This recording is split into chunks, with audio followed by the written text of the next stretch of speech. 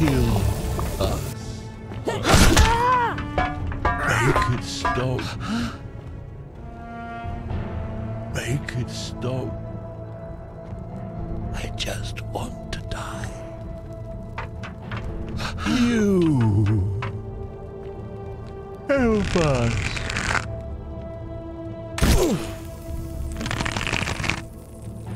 Make it stop.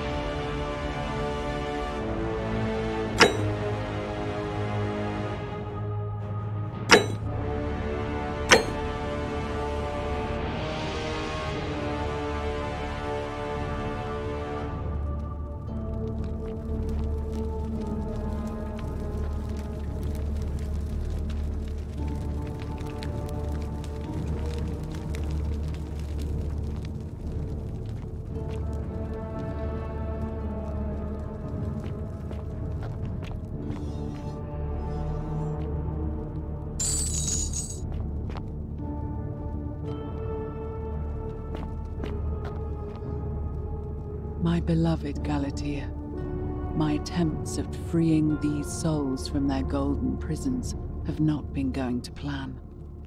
My first charge was a Greek woman who I called Iodame after the Athenian turned to stone by Medusa.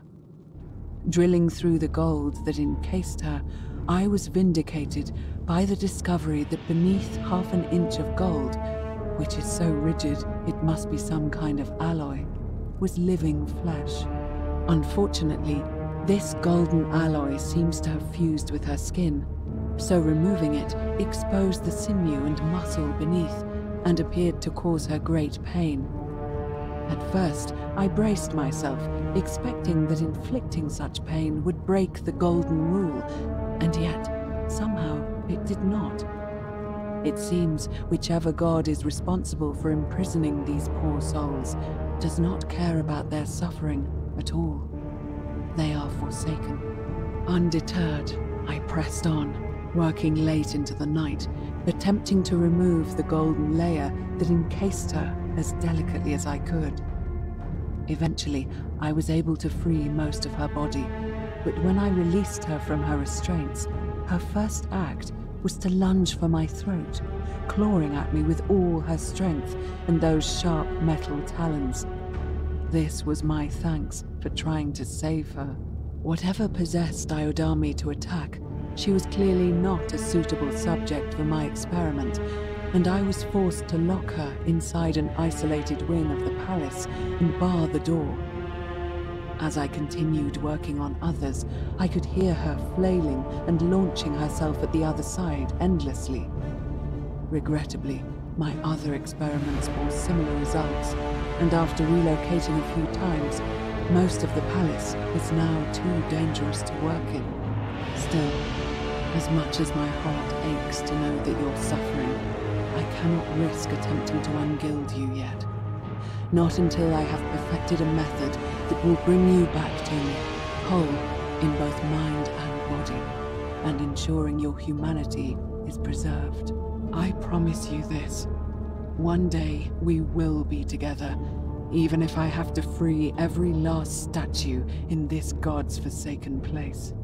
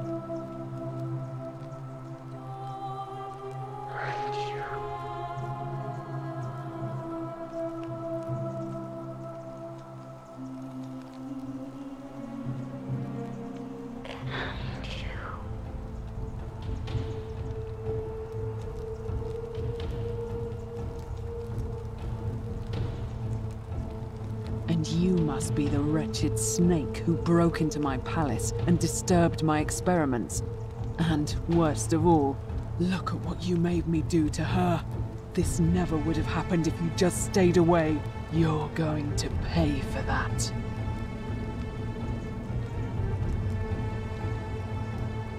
Liar! I locked and barred the gate. I left a message warning you all to leave me alone. I just wanted to do my experiments in peace, for her. And now look at her. You made me turn the most beautiful woman I've ever seen into this. Look at her. She's in agony. All I wanted was to spend my last moments with her, to see her beautiful face, to hear her speak freely, instead of in those cryptic whispers. But as soon as I began my work, she stopped whispering to me. And now I discover she started whispering to you instead. What's so special about you? What do you mean, the same voice?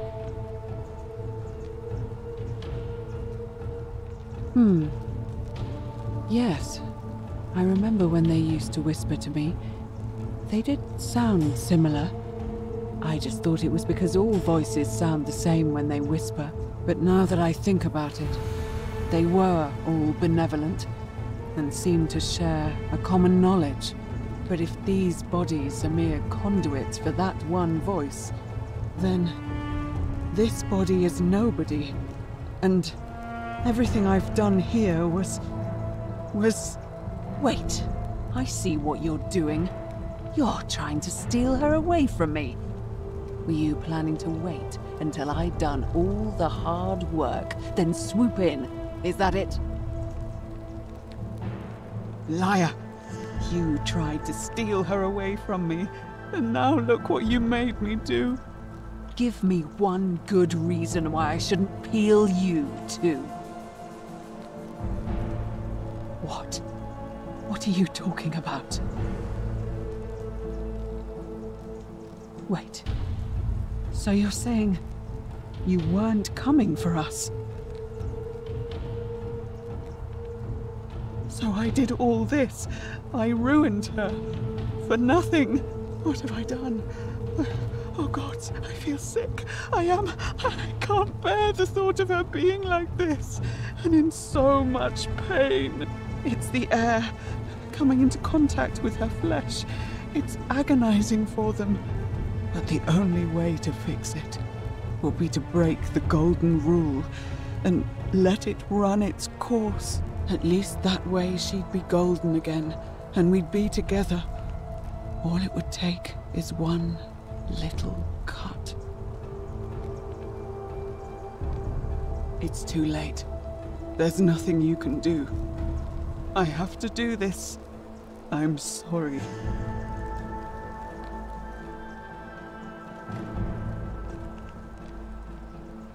What?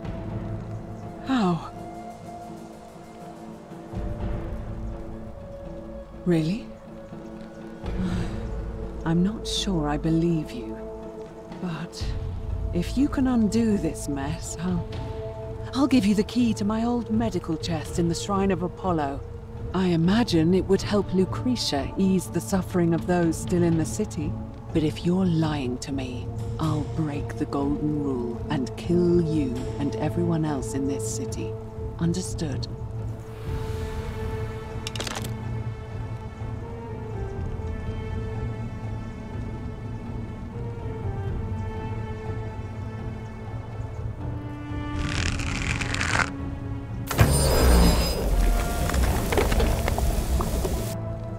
You did it.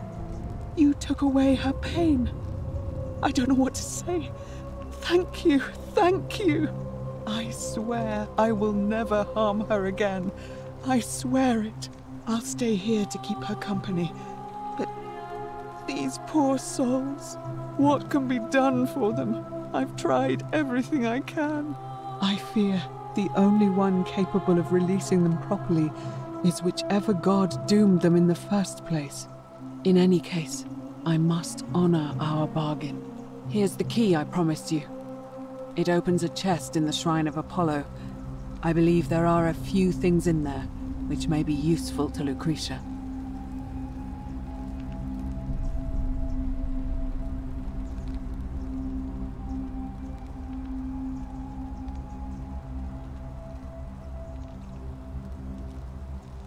Now, please leave. The door here leads out onto the palace balcony. You should be able to make your way down from there. Go, and never return.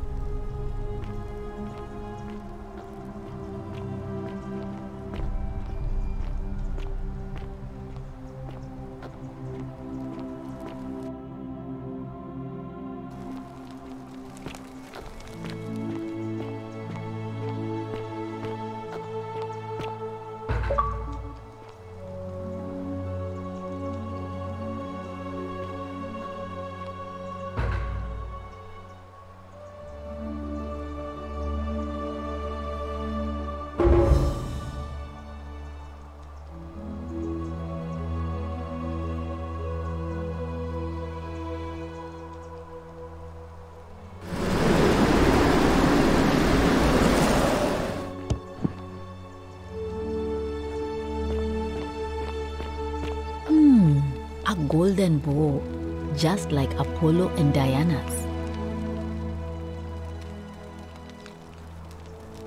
Feeling all right?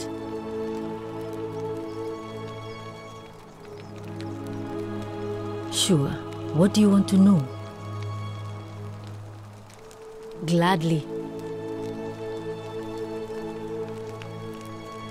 Oh no. Sorry, I don't mean to worry you, but no, that is definitely not normal. There was one other person who claimed she could hear the statues talking to her. But that was Navia, and she went a little mad. Anything about what? That's a shame. Thanks again for saving Yulia's life. Apollo smiles upon you.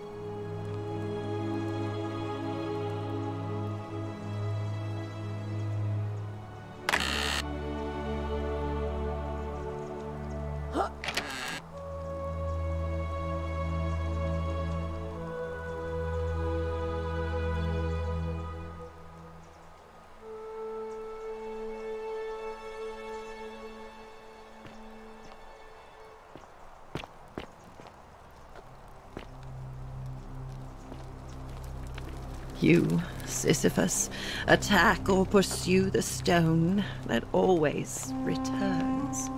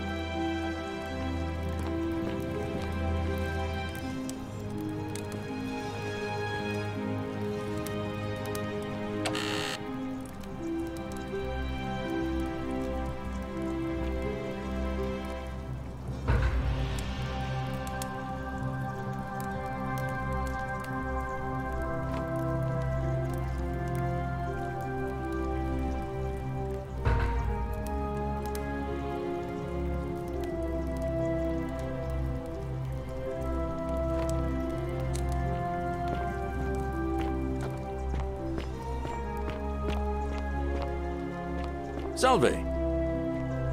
Wow, isn't that a big long bow? Name's Rufius. Better watch your step. No idea what you're talking about?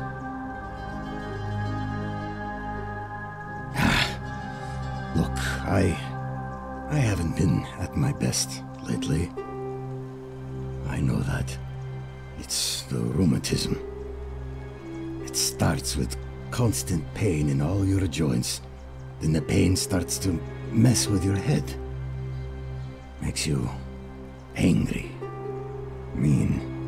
I know that's not an excuse for how I acted. But it's the truth. But with the willow bark, I'm already starting to feel like myself again. I'll leave him alone from now on. It's not as if I was ever going to hurt him anyway. I was just lashing out. I'm going to go and clean up the graffiti. Just forget this ever happened. Will you?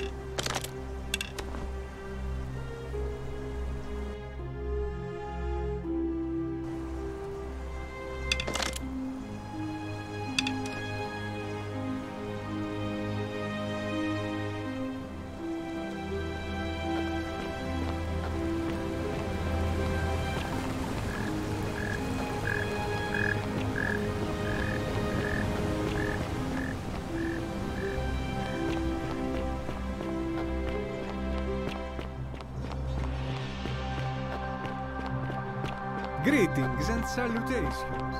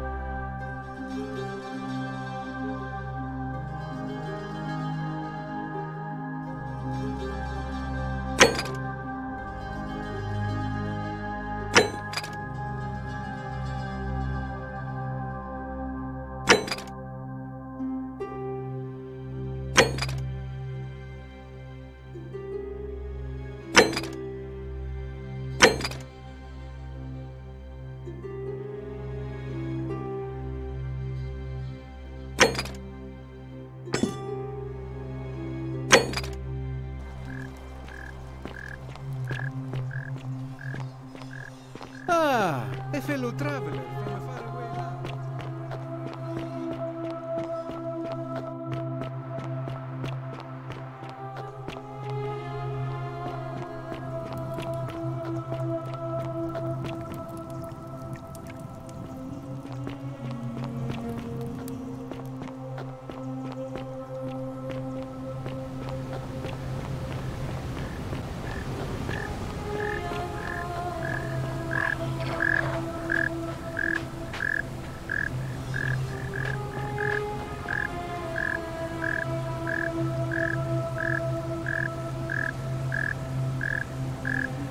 Ah, a new face. Salve, and welcome to a little community. My name's impossible to pronounce for most people, so you can just call me Virgil.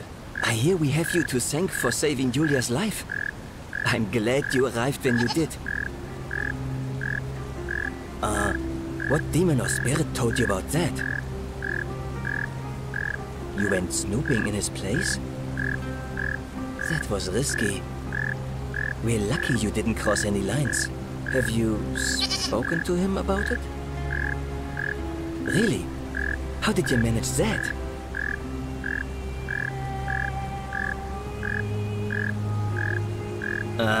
Poor fellow. I've heard that can really mess with a person's head. Well done for figuring that out.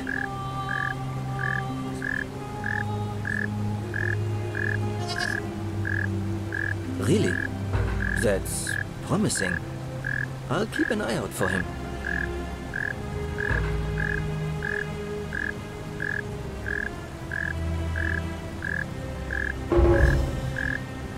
Nice to talk to you.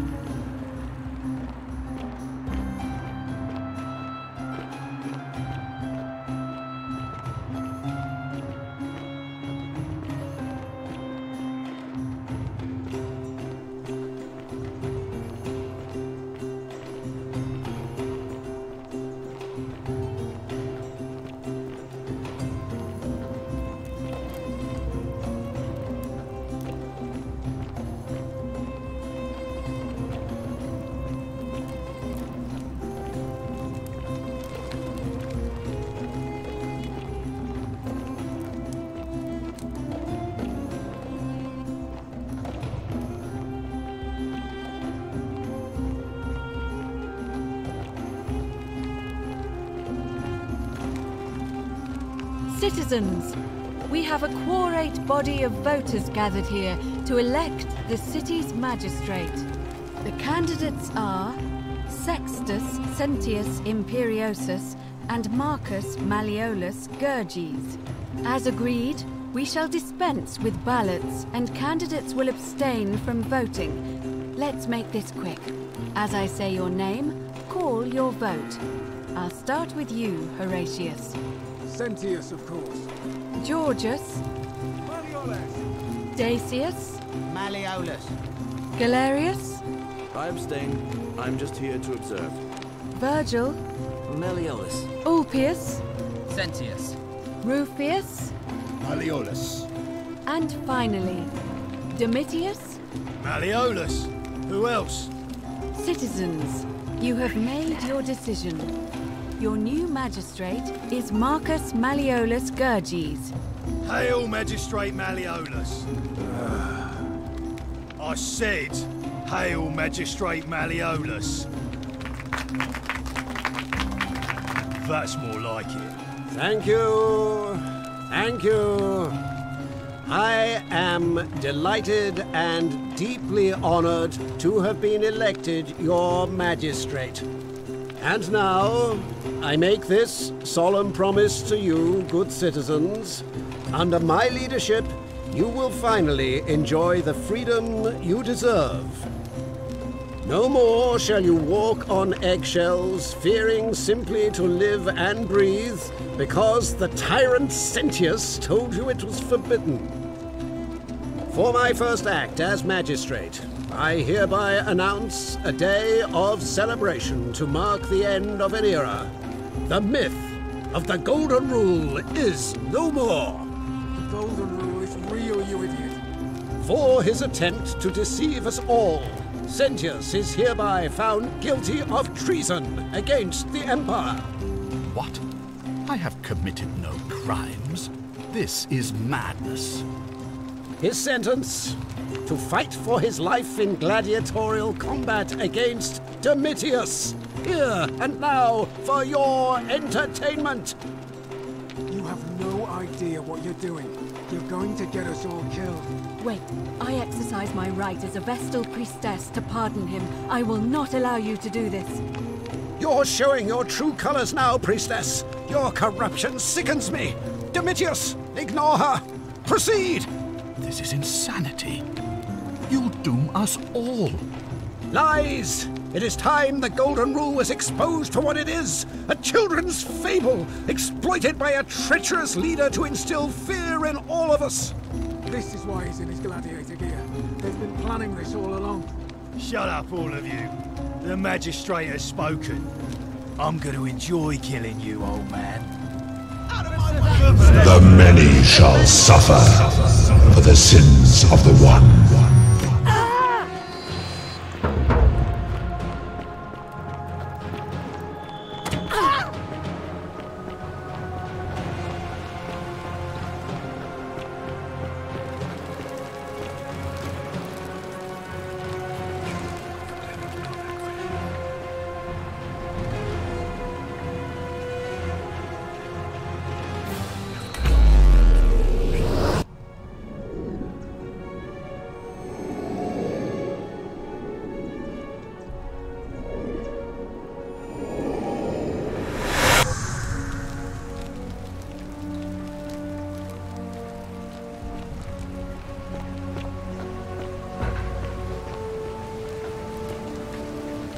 Salve, friend.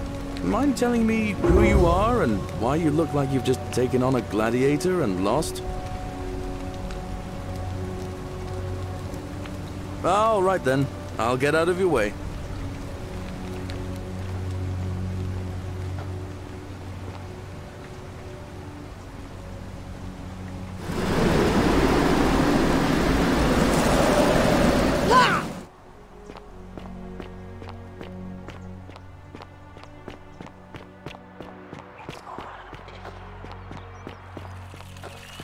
All weapons are to be tossed into the chasm.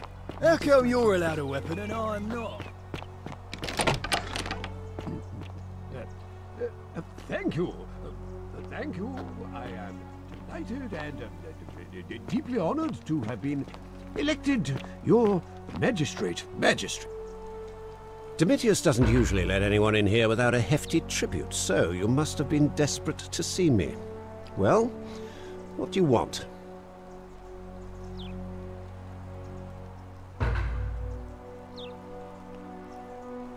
My name is Marcus Malleolus Gurgis. You seem to have confused me with someone else. You mean my heterochromia? I am guilty of nothing more than having different colored eyes. And I'm hardly the only person with the condition. Alexander the Great had it too, as it happens. I like to think it is simply the way the gods have chosen to mark a natural-born ruler. Nothing more.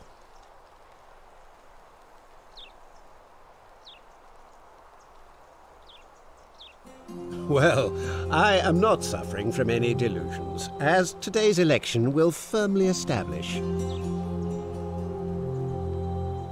Unlikely, because it simply isn't true.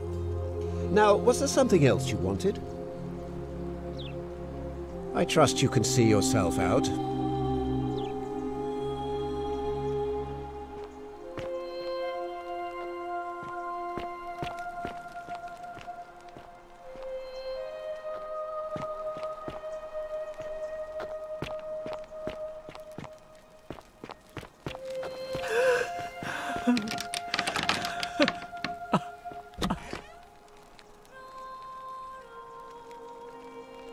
I'm not supposed to be in here.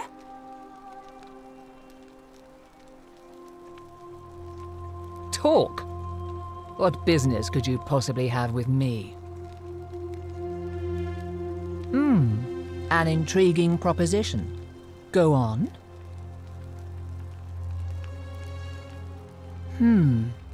Perhaps you're not as silly as those clothes make you look. What makes you say that?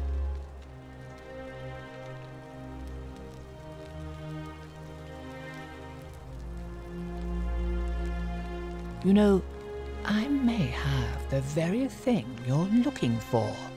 Some time ago, when he still cared for me, he wrote me a love letter. Only, he used the wrong name.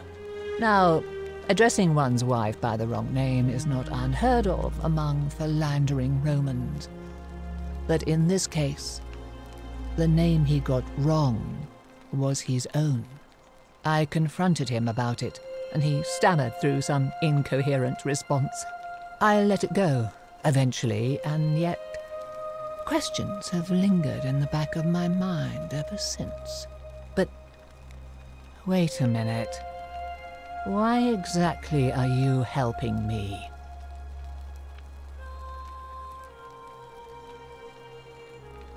I couldn't agree more. One hand washes the other, as they say. It seems our interests are aligned.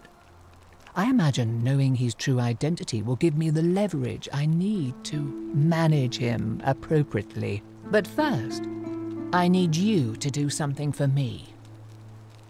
I want you to bring me some wine. Just one small urn should do it. Oh, don't look at me like that. I know this must be hard for you to wrap your sweet little pleb head around. So what do you need me to spell out?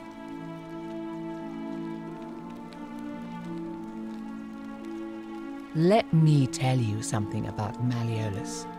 He talks a lot about freedom, but what he doesn't tell you is that he means freedom for men. After all I've done for him, counselling him through his entire election campaign, and he had the audacity to lock me in here. He said it was for my own good, and that my drinking was unbecoming of a lady, let alone the wife of a magistrate. I'll show him unbecoming. Tonight, at his victory party, I'm going to get good and merry, and if he tries to discipline me again, I'll threaten to expose his true identity in front of everyone. I am so looking forward to it. You mean, aside from the fact that I'm locked in this room and Domitius is right outside the villa, because there's barely any left in the city. In fact, there's only one small urn, as far as I'm aware. and getting it won't be easy. So you'll help me? Thank you. Here's the letter.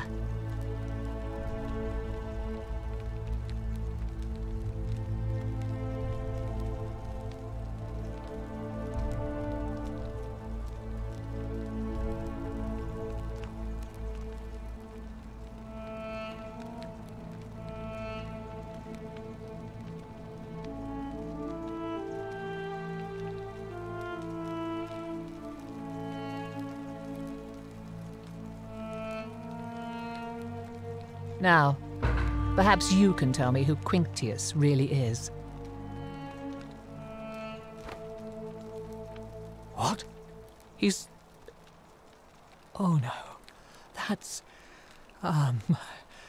quite a lot more serious than I imagined. I only wanted some leverage over him, not to destroy him. Give me that immediately. Nobody else must know.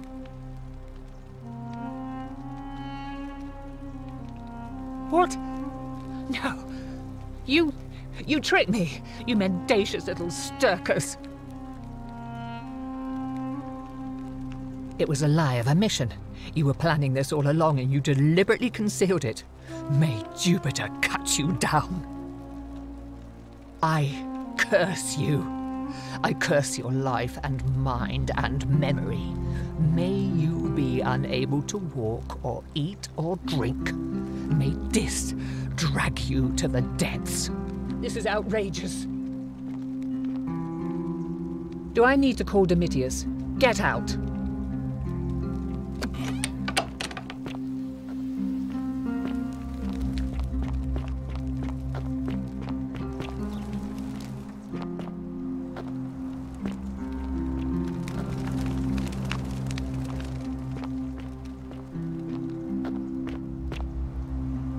You again? What is it now? Are you insane? You barge into my villa uninvited and then make outrageous demands? Why would I withdraw from an election I'm bound to win?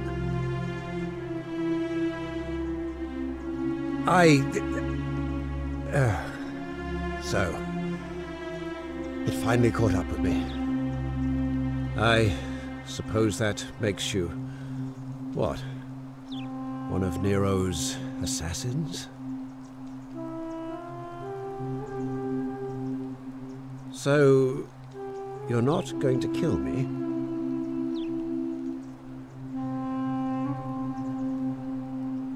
Oh, so much work and money. Oh, well, if I do it, you'd let me live?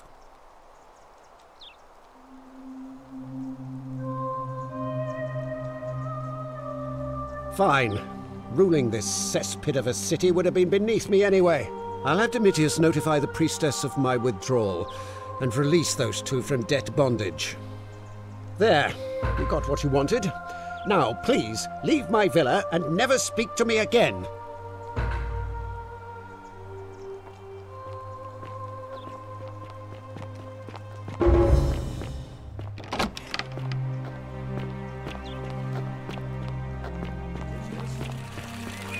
Keep an eye out for Santilla, would you?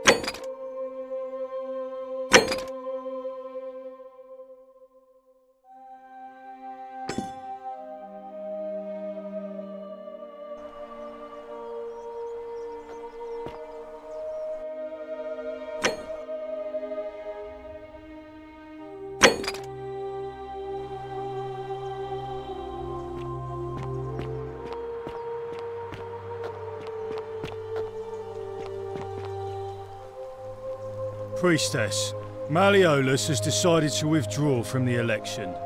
Oh, well, that's surprising, but thank you for telling me. I'll let everyone know.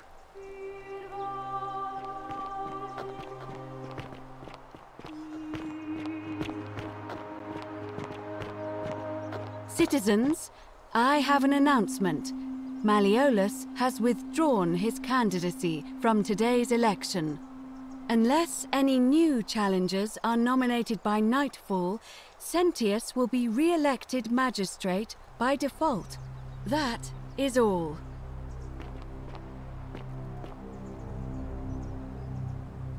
A new face. Ave, and may Vesta watch over you. I'm Equitia. To what do I owe the pleasure of this visit? Interesting. I'm not sure why you're telling me, but you've come to the right person. Did you find a pattern then? What have you noticed? Yes, I suppose that could be something. But then most of us do tend to carry coins on our person, don't we? What else? Yes, I understand many of our friends were carried here by a river current. What else? That's true. I know I wasn't entirely sure how I wound up here. It's as I feared. I think I understand what poor Livia has been going through. Let me ask you this. Did you happen to encounter a stranger in the forest before you arrived here? And did you happen to catch her name? I see. And was this Karen, by any chance, wearing a hood? Because I've seen her before. There's something I think you should see. I think you'd better follow me to the baths. What? How could you know that? And why are you talking to me instead of doing something about it? Please, go and stop him, and come back to me once we're no longer in danger.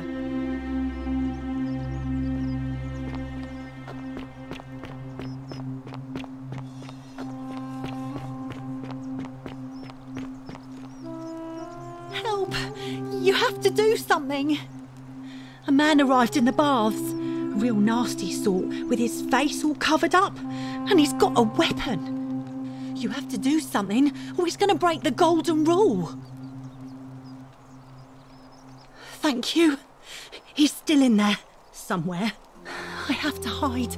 Find me in this empty shrine when it's over.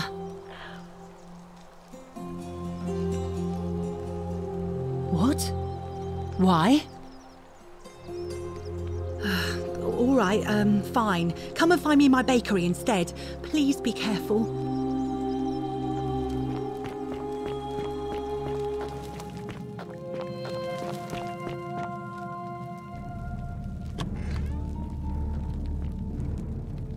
Stop right there. I am looking for Tiberius Quinctius Crispus, otherwise known as Quinctius. Do you know where he is?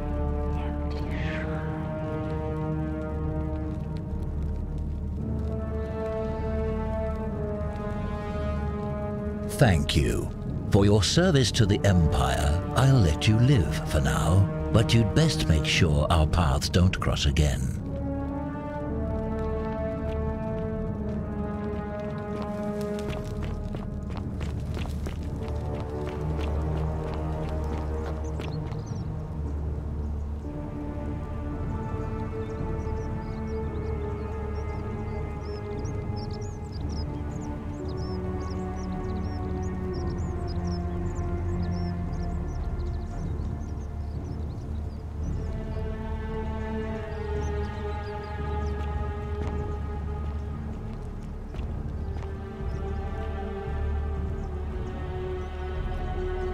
Curse you, cultist!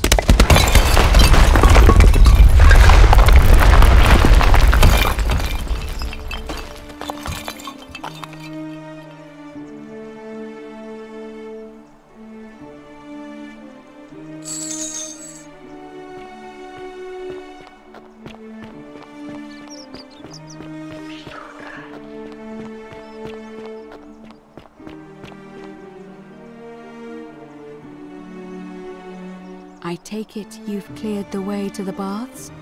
Follow me, but don't follow too closely. We can't have people thinking we're bathing together.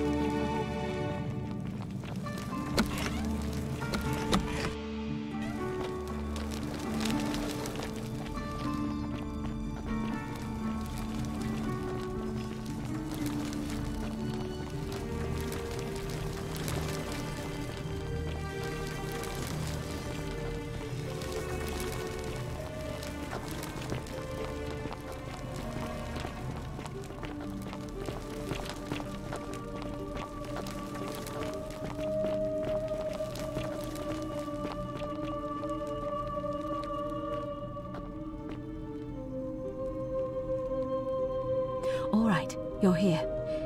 You were asking how I knew the young woman you met by the river was wearing a hood. Here, look down at the bottom of the baths. It's a little hard to make out in this light. If only we could see. Oh, what a marvelous lamp. But do you see it? Somebody waking up by a river in a forest to find a hooded figure with a coin. It's just as you described it, only your pronunciation is a little off. The name you heard wasn't Karen. It was C-H-A-R-O-N, as in Charon, the ferryman of the dead. Charon, who, in exchange for the right coin, helps the souls of the newly deceased cross the Styx, the river that separates the land of the living from the land of the dead. When I dragged you out of the river, I thought you were never gonna wake up. I checked your pockets for ID, but all I found was some loose change. Feels like I've spent my whole life in a dead-end job with an endless commute. Sorry if I sounded cagey, it's just that I don't always get the best reactions when I introduce myself. My name's Karen. There are a bunch of old stories about the gods punishing people by making them do the same futile task over and over. But on the bright side, at least you're not stuck in the underworld like they all were. I'm so sorry, my friend. I'm so sorry. I take it you know what this means. I'm afraid so. It's all starting to make sense. All these people whose last memory was running from the fires toward the river.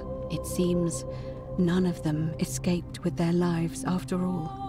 Perhaps we should be grateful they don't remember their final moments.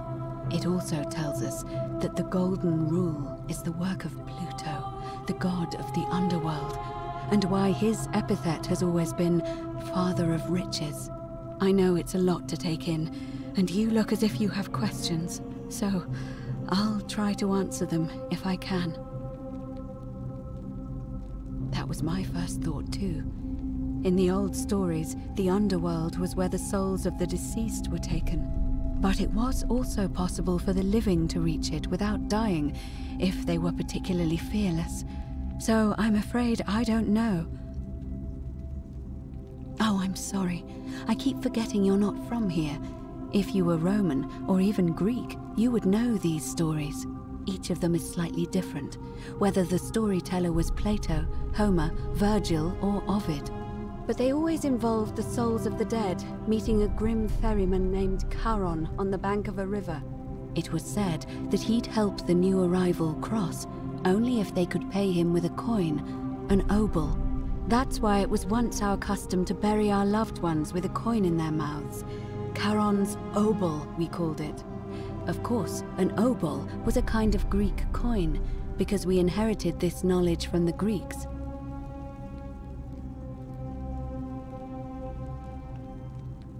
To be fair, the ferryman isn't exactly as the poets described, and he, she, they seem to appear to different people in different guises. You say you saw a young woman named Karen with a hood, and I once heard Kabash mention a stranger in a ram headdress named Kirti. And Rufius described meeting a stranger named Kumut Tabal wearing an eagle headdress. But whatever form this stranger took, they were always wearing a hood of some sort, and their name always began with a K sound. I suspect the only way you'll solve this riddle is if your paths cross again. Good question. Let's see. In the stories, Charon would always require a coin as payment for passage across the river, but that never made any sense to me. What does an ancient immortal being need with coins? In our case, it seems Charon didn't take the coins we had. He or she merely checked we had one in our possession. So, maybe there's something special about the coins each of us had on us. That might explain why we wound up here, but so many others did not. No. I mean, I had my suspicions, especially after Livia's ramblings, but I would never have figured it out without your help, I promise you. Now that we know where we are, we have to figure out what to do about it, if we don't want to be cast into gold for eternity. We don't have much to go on, except the old stories. I remember 4 in particular about heroes in the underworld. Hercules, the demigod and son of Jupiter, Orpheus, a Thracian poet, Sisyphus, a king of Ephyra, and Aeneas, a Trojan hero. Hercules was able to leave the underworld because he cowed its god with his strength. Sisyphus and Orpheus both relied on their wits instead. They persuaded the goddess of the underworld, Proserpina, to help them escape.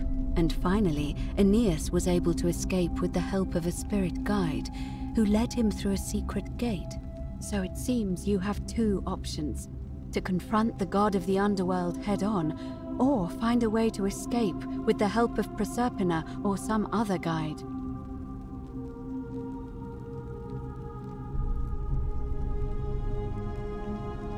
It's a reasonable question, but the problem is, this place is fairly well designed to keep us here. There's no way to climb up the shaft. And even if you could build a ladder big enough, just trying it would break the golden rule. We know that, thanks to the writings left behind by those who've tried. All Romans try to avoid saying it, and the reason is quite simple. He might hear us. You may refer to him as Pluto, if you wish, but you'll only be calling attention to yourself. Do so at your own peril. Shh! Is everyone so blunt where you're from? Oh! That option would be the boldest, but also the only way to learn the truth about the Golden Rule, and maybe even put an end to it.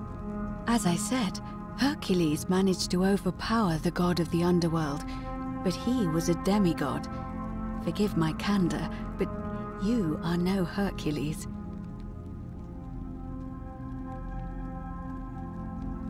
Are you telling me that you can? I won't pretend to understand exactly what that means, but if that's true, then perhaps you stand a chance. So, if you want to confront him, I'll help you as much as I can. Who knows? Perhaps your name will be uttered in the same sentence as Hercules one day. But first, you'd need an audience with you-know-who, and for that, you'll need to enter the great temple overlooking the city. The problem is, the door has been sealed shut for as long as I've lived here, and there doesn't even seem to be a keyhole. I suspect the answer lies in the desecrated obelisk in front of it. I'm not sure if you noticed, but there are 4 plaques missing from its base. It looks as though somebody, or a series of somebodies, forcibly removed them, and in doing so, dishonored and angered our divine keeper. If you could recover and replace all 4 of those missing plaques, I imagine he might be willing to receive an audience again. It's the towering stone monument with 4 sides and a pyramid-shaped head that stands before the great temple, a dedication to the god of this place. You'll find them all over Rome, but of course they were looted from Egypt many years ago. It seems one of them made its way here too, although how is a mystery. However, This one is unusual in that each of the 4 sides is decorated in a different style: Roman, Greek, Egyptian, and another I don't recognize. That means you'll need to recover 4 different plaques: Roman, Greek, Egyptian, and a 4th, a mystery plaque.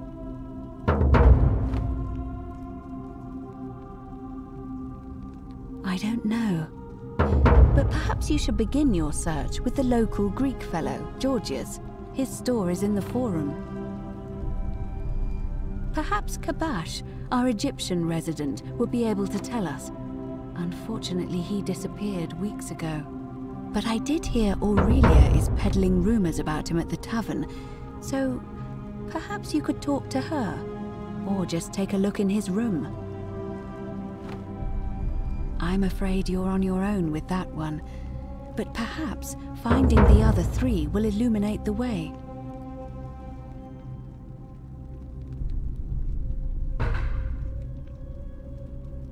As I mentioned, both Orpheus and Sisyphus were said to have persuaded Proserpina to help them escape, and Aeneas was guided to the exit. The problem is, those are the stories of a poet, a self-aggrandizing king, and a brawler about their own heroic deeds, so they should be taken with a grain of salt. First, Proserpina. What we do know about her is, well, it's a grim tale. It's said the god of the underworld abducted and dragged her here against her will, forcing her into marriage.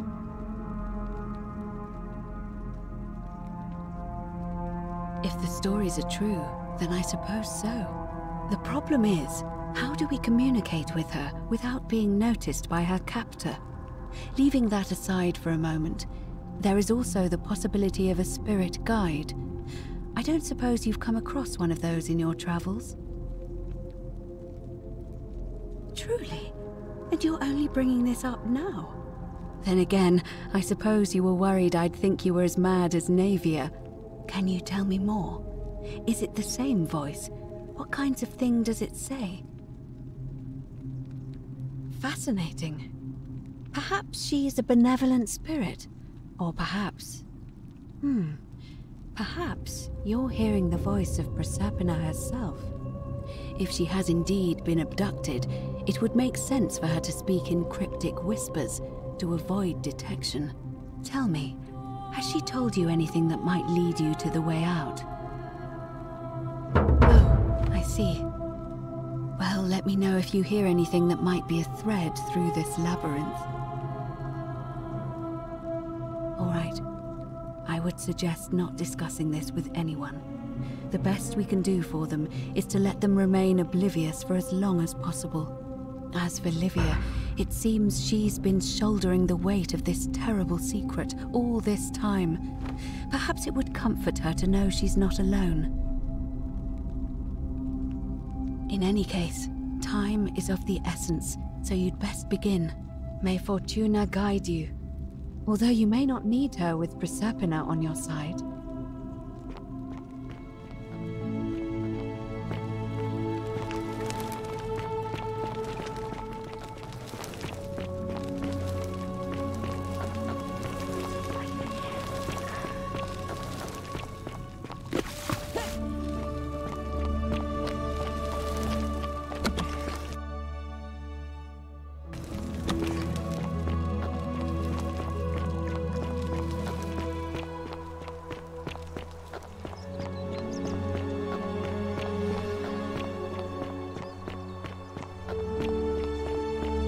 All weapons are to be tossed into the chasm. Hey, you're not thinking about going into the cistern, are you?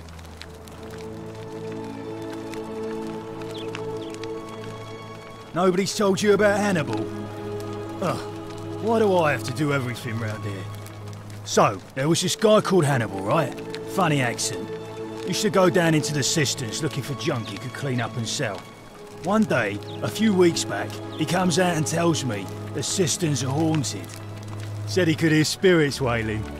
Of course, nobody believed him, because who trusts a Carthaginian, right? Anyway, a few days later, he goes back in. And hours go by, and he hasn't come back out, yeah? So I go down after him, and it's dark. But in the distance, I can just make out his body, sprawled out on the ground, and hunched over him was something that made my blood run cold. No word of a lie. I saw a creature. Like the corpse of a man who'd been flayed. And it was eating Hannibal. What any sane person would have done. I legged it out of there and put a sign at the door to warn the others. Well, it's your funeral.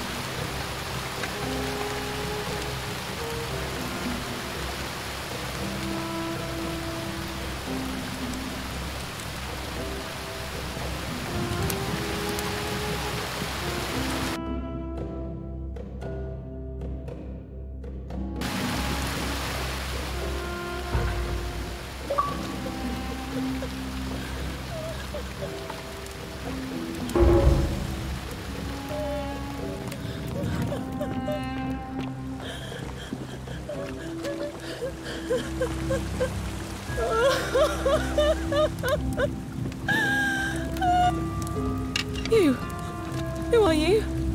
Did he send you? Thank you, know you're here. You have to help me escape before that monster comes back. I'm Scintilla. I found a way out through the Gate of Horn, but it's locked. So I told him about it, and instead of helping me escape, he locked me up. He wants to keep us all here forever, or until we're turned to gold. He's a monster. You have to let me go so we can kill him and take his key.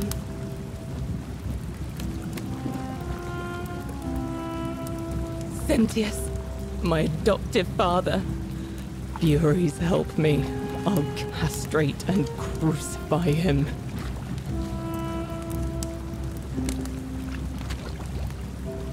I don't know.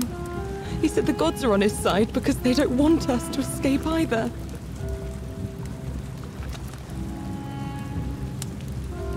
Behind me, there's an aqueduct tunnel bringing water from outside the city, so it should lead us outside. The only problem is it's barred by a heavy locked gate, and he has the only key.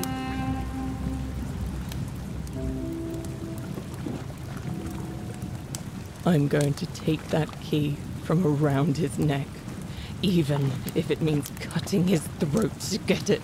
I'm done caring about the golden rule. I just want out.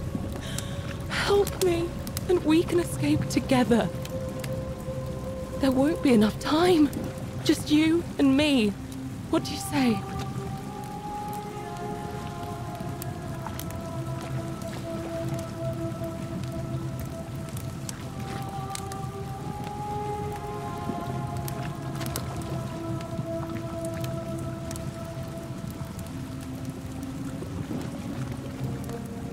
There's no time. Wait, did you hear that? He's here. Quick. You have to let me go. It's now or never. Oh, thank you. Now follow.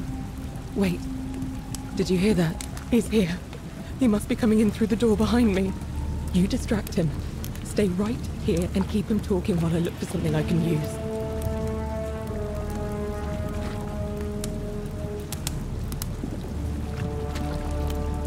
What did you do with Scintilla?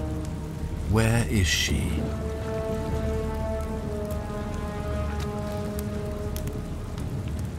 So that is how it's going to be. Oh well, this doesn't change anything for me. It's a shame, really. If you'd just done what you were supposed to, you'd have been looping through time forever until you gave up and killed yourself.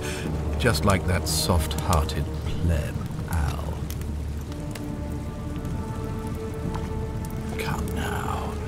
Surely you didn't think you were the only one here who remembered everything.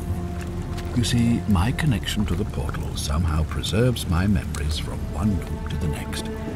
Whether that was Proserpina's intention or a happy accident, I'll never know. But I'm surprised you hadn't noticed. Here I was thinking you were a little bit sharper than Al was. Or perhaps you're just more willing to break the rules. He was a moralistic fellow, never once compromised on his principles. And because of that fatal flaw, he relived this day many thousands of times before we finally had this conversation. I watched him come through the portal each time, always a little older, a little more disheveled, a little more haunted. And when he finally saw the futility of it all, as you're about to, it broke him. He drank a jug of wine, tied a noose around his neck, and took his own life, just before he was shot with a golden arrow. The next time I awoke, you showed up, but you've caught up to where he was so quickly. I'd have preferred if you'd given me more time to enjoy the trappings of my success. How many extra days did you give me? Just the 3? Not many. But don't worry, I'm sure there'll be another useful idiot who comes along after you're dead. In any case, there's no escape for you except the path that Al took, the path he wrote about on his tablet. What was it? Ah, yes.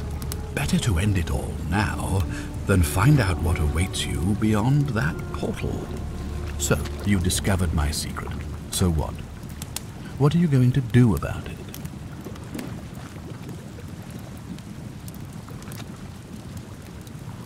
Of course. There's no way you could have succeeded. Every soul who has ever found themselves here has broken the golden rule eventually. It is inevitable. Man will always sin sooner or later. Any idiot could tell you this. But where others might see tragedy, I saw opportunity. As I told you the first time we met, I found a way to cheat death. By reliving the same day over and over again forever. And I will continue living long after your dust. Why? Isn't it obvious? Because I have grown attached to all this. My title, my beautiful villa, the sun on my face, the music of birds chirping. And as long as this day keeps repeating itself, I get to enjoy it all, over and over again, for eternity. Don't you see? I have found a way to prolong my life indefinitely, to cheat death. I have become, in effect, as immortal as the gods. Can you honestly say you would not wish the same for yourself? Do you really think you can take on a Decurion with that flimsy little bow? Who? Scintilla? Where is she? I'm right here, Father.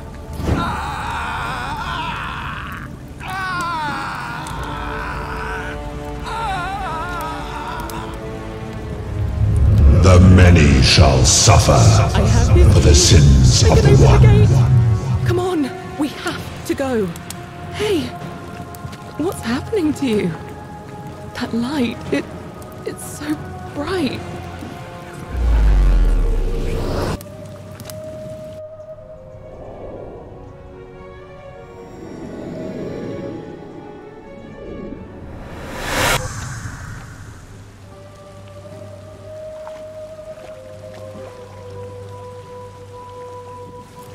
Hi there. Gave me a bit of a fright. Thought I was in here alone. I'm Al. Well, here I am. I'm sorry, I didn't catch your name. Funny you should ask. I was just reading an old tablet I found here. Well, trying. My Latin is kinda rusty, but the last entry mentioned someone with the same name. It described an event about 2,000 years ago. Someone with your name appeared in the city out of the shrine of Proserpina. Freed an imprisoned woman named Scintilla, who then murdered her captor, breaking some kind of ancient law. It said the attack caused golden statues to come alive, hunting down everyone in the city and turning them into gold. Apparently, the only person to survive was Scintilla, while the stranger disappeared in a flash of light.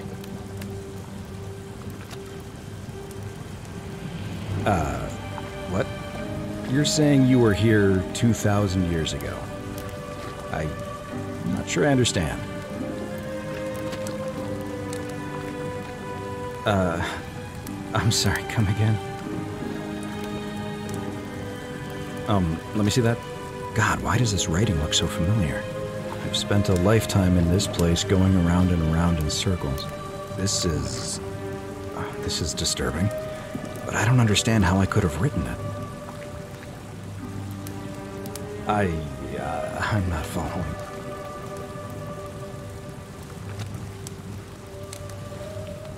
So you're saying, because a man from 2,000 years ago is dead, he never created a time portal, so I never went through it, and that's why I don't remember any of this.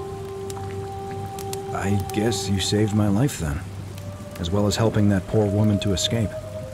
That's a lot to take in. Maybe we can escape through the same aqueduct Scintilla used, if we can find it.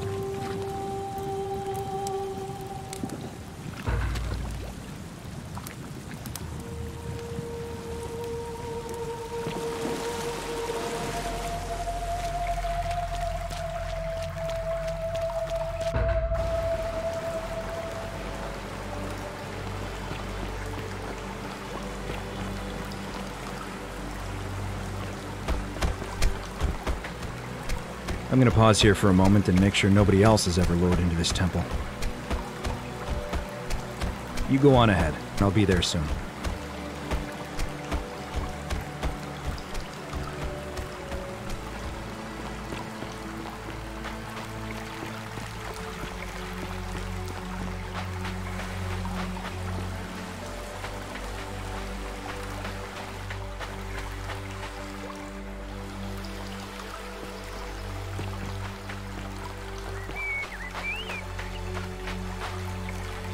You're back!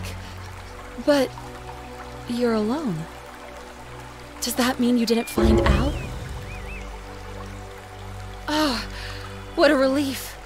Thank you so much. I was beginning to think you'd both become trapped in there. Why don't you tell me what you discovered while we wait?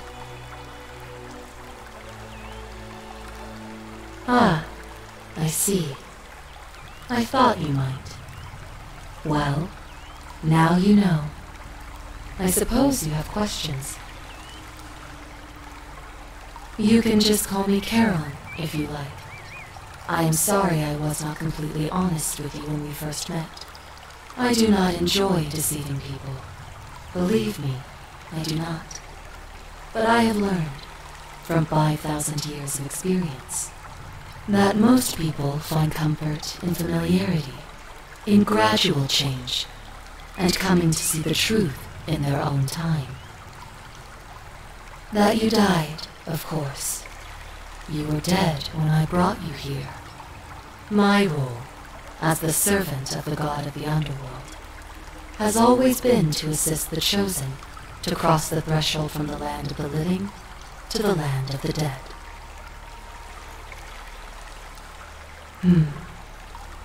Usually, when people do not remember how they died, it is because they suffered a terrible trauma.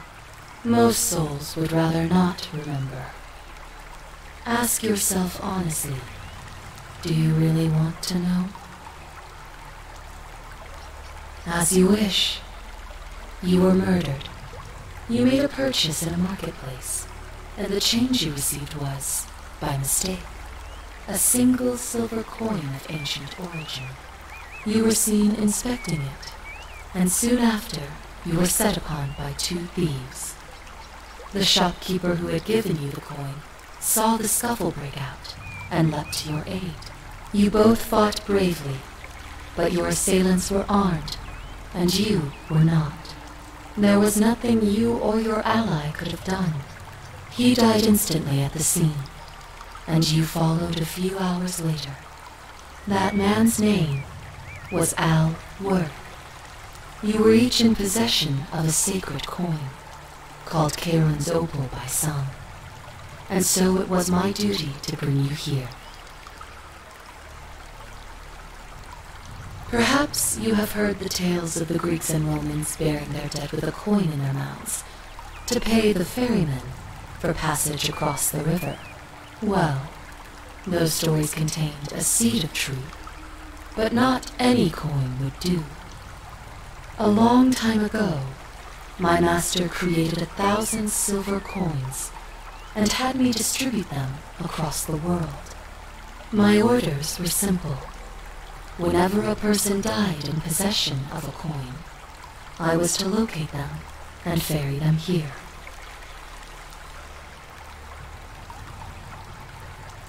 That is a question you would have to ask him, if that were still possible, in light of the path you have chosen. I am just his servant, doing his bidding. Only now, I find myself bereft of purpose. You see, the coins on you and Al were the last of the 1,000 in existence. There is nobody else to ferry here, nobody to keep you company. After 5,000 years, the underworld has finally run its course.